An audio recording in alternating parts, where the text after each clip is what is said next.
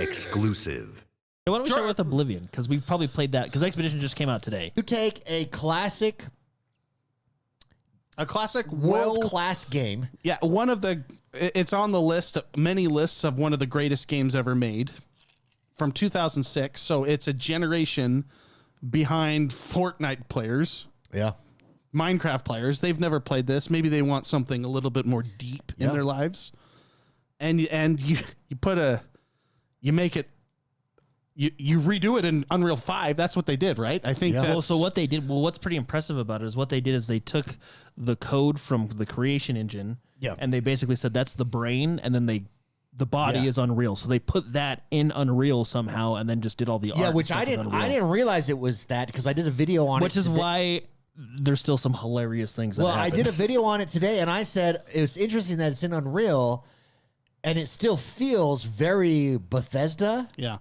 And and one of the comments was, "Oh no, it's they're using Unreal for the graphics, but the engine is still the creation engine." That's a great combination because it feels fantastic. Yeah. Like it feels really good. It feels really good, and it looks really good. It looks like a game that came out just a few years ago. So I missed Oblivion. I played Morrowind. Same, you're like me. Yeah, and I played Skyrim. Yeah.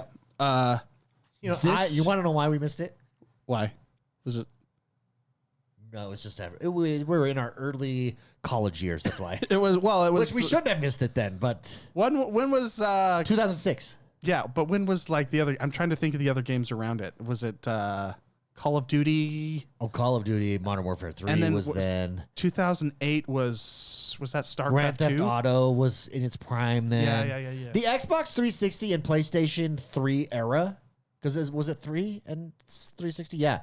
Is peak console gaming. Yeah. Okay. I don't think we've ever got back to that. I just it just fell through the cracks for me. But playing this, I bought Skyrim on everything I could possibly buy it on, and I've played. I don't even know how many hours of Skyrim, and there were so many playthroughs of Skyrim that I found things that I didn't even know existed. Yeah. I was just like, oh, they put this in this game. That's phenomenal. But this is like, it's like I'm playing Skyrim or Morrowind again. It's like this hidden game that I did not know existed, and now I can be happy again. Well, when you fire it up and you're and you're in the prison for the first time, and you're like, oh, and they take you through the dungeons. It's like, oh, a good RPG where I'm rewarded for exploring, and the world immediately feels immersive that I'm in. And they've brought it back to life from 2006. Well, that's just credit to Virtuos. Yeah. They did a fantastic job. Is it Virtuos or Virtuoso? No, it's Virtuos. It's right. Virtuos, yeah, which I did look up. They are all over the world, but I'm pretty sure it was their Paris studio that did the French. Oblivion. We're still going to give them credit. Yeah, dude, I'm telling you, the French are on fire this week. They're burning bright. I do want to do a by shout the way, out. sorry, I just have to say, whoever made that key art, the main menu, where it's the Oblivion sign on fire, and basically my character just standing there. I recorded it just for a tweet, so I could tweet it out. That is like one of the sickest pieces. Cool. That is one of the sickest pieces of In fact, art let me pull I have up ever seen. let me pull up the tweet here because it's there playing, and it looks bad.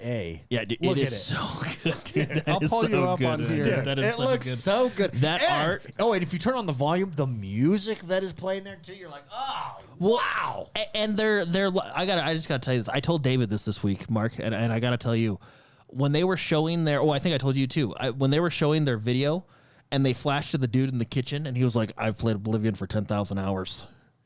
That's the guy I want making my game. Yeah. Dude, do you know what 10,000 hours is?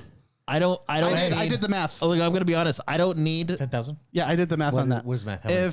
If he were to play 8 hours a day, okay, I did 8 hours, not because 8 hours is respectable. You know, he played more than that's 8. A work day. Just looking at him, you know he did. But if he played 8 hours a day, 7 days a week, I didn't even do a work week. No, I did 7 days a week. That's almost 3.5 years straight. Dude, 3.5 years. Dude, and that's the guy I want making my game. Yeah, agreed. Not some come lately. Not some social political activist who has to put not someone that's like an abortion quest line. This was made in 2000. In my game. This was made in 2006. Yeah. We can make it better. Yeah, not that person. You want the person that spent 10,000 hours in the game because they loved it. Yeah. So if you just want me to tell you, I don't even know how to use. Just go twitter.com/X1 Bros. But no, Virtuos did. Oh, that's why I can't find it. Okay. You know what's exciting about this is because there's the rumor that well, first of all, Virtuos is helping out with the Metal Gear Solid 3 remake. So now, and if you click on it, it will open up by its. Or no, not the click on the actual go up on the text part. Okay. There you go. Yeah, I don't use this. I don't. So use Virtuos is also helping out on the Metal Gear Solid remake, which makes me very excited for that now. And what makes me more excited is rumors. Fallout 3 is being remastered. Whatever game you're remastering, just give it to these dudes. Agreed. They know what they're doing. Like Spicy said, this has changed the game. Yeah, It totally has. Well, and you know what's you awesome? can grab. I'm just excited to get these games that I've played in my childhood And loved. Well, what's so great about this Oblivion is so I missed it, and I feel like I would give anything to play Skyrim for the first time. And that's what this is. That's what this That's is. well said. Yeah, that's a good way to say it. Well, and the changes they made, you could tell, again, the guy with 10,000 hours, you can tell they respected what came before them. They understand why the game was originally good, and they made adjustments with that in mind. Yep. It's crushing it, numbers wise. It's not even the weekend yet. It's not even the weekend. This is the weekday. It has 190,000. So this is just Steam. Imagine what Game Pass is. Game Pass, This is people that paid for it. Yeah, this is people that paid for it, and only people that paid for it. Yeah. I'm sure it's astronomical what people what it is on Game Pass. Those numbers. Because you have Game Pass on Xbox and the PC launcher, too. On Steam, it's 190,000 peak. To put that in perspective, it's not even a weekend yet. All of Dragon Age, a AAA game, Return to form, that has come out that we were told by media sites was the best iteration of Dragon Age. Here's looking at you, PC Gamer. Here's looking at you, Eurogamer. They gave it 10s out of 10s. Its all-time peak was 89,000 only. This 100,000 more a 2006 game has already done. Assassin's Creed Shadows, 64,000 on Steam. All-time peak. 190,000 for Oblivion. And last but not least is Avowed, 19,000. You know, that one makes me sad because I told you, David, Oblivion, that should have been Avowed.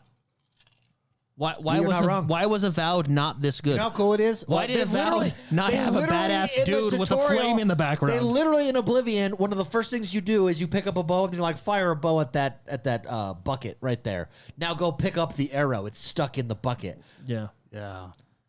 That's cool. Yeah. It's cool, right? Well, and I enjoyed that whole sequence getting out of the prison was awesome, and then you're hooked by a story that's involved with Tamriel, which is freaking awesome. Like I said, I haven't played this before. I go outside and I could turn around and go the way I'm supposed to go. But no, what's across the river right there? I hit my clairvoyance and it tells me to go that way. Yeah. But I see something glowing There's across glowing the lake. over there. And actually, hey, fun little glowy tip. glow.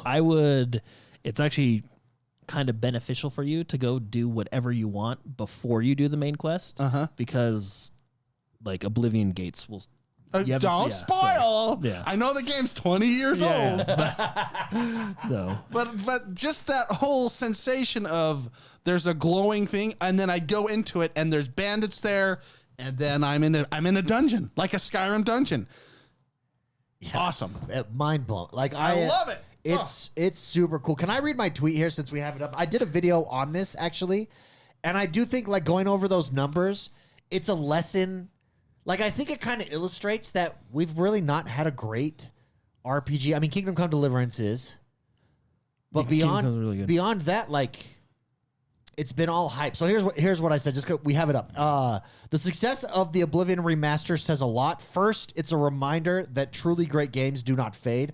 Oblivion was not just popular in its time. It's a game people still want to return to or finally experience for the first time, and that is rare, which, I mean, obviously, everyone does. Second, it quietly calls out the gap in quality we're seeing with a lot of modern AAA RPGs. For all of the polished trailers, influencer campaigns, and media hype, many just are not hitting the same. We shouted out 3 of them. Assassin's Creed. And think about their marketing budgets. I bet you those marketing budgets dwarf whatever Oblivion was in 2006. I bet you they dwarf it. It guaranteed it dwarfs what it is today because guess what? It was shadow dropped and it already crushed all of your games that you spent huge marketing budgets. I think on. that's to a benefit of being shadow dropped because you have the immediate hype and then they go and play the game right away. Yeah, like that hype doesn't fade. Yeah, I think agreed. I think the last good one we had was Baldur's Gate 3. Yeah, Baldur's Gate 3 was amazing. And Baldur's Gate 3, there was no pre-hype around it. It dropped and then everybody loved it. Yeah. You know what I mean? Like nobody was dug in on that one. It's not that great games are not being made in 2025, but we're clearly in a moment where marketing is outpacing substance. And sometimes it takes a great game from 2006 to remind us what a truly well-crafted, immersive RPG feels like. And that is what someone said it in one of the comments to my videos today. You jump in and you immediately feel its charm. Like there's a charm that exists with Oblivion that, that a lot of games just don't have. You got Patrick Stewart. Yeah, Sean, I know. Sean Bean. I didn't know he was the voice. Well, Sean Bean's in the game too. That is right. I think so. Yeah, Boromir. Yeah, that was. It's so good playing a Bethesda game. It's like when I'm playing Fallout. Was it Fallout 3? Where I got Liam Neeson as my dad, and having Patrick Stewart being like, engage. So, by the way, when they revealed the 2006 footage of the Emperor and then they did the remake, that was like almost as good as when my kids were born. that was such an amazing moment. Or even just the intro music and the intro like cutscene. Well, and just the way it was so good during the reveal. It was well done. Well done to Xbox. Well done to Bethesda. Well done to Virtuos. And the Virtuos French. And congratulations to the French. A lot of credit. Yeah, I'm pretty sure it's their Paris studio that did it, but Virtuos deserves a lot of credit because they did a fantastic job.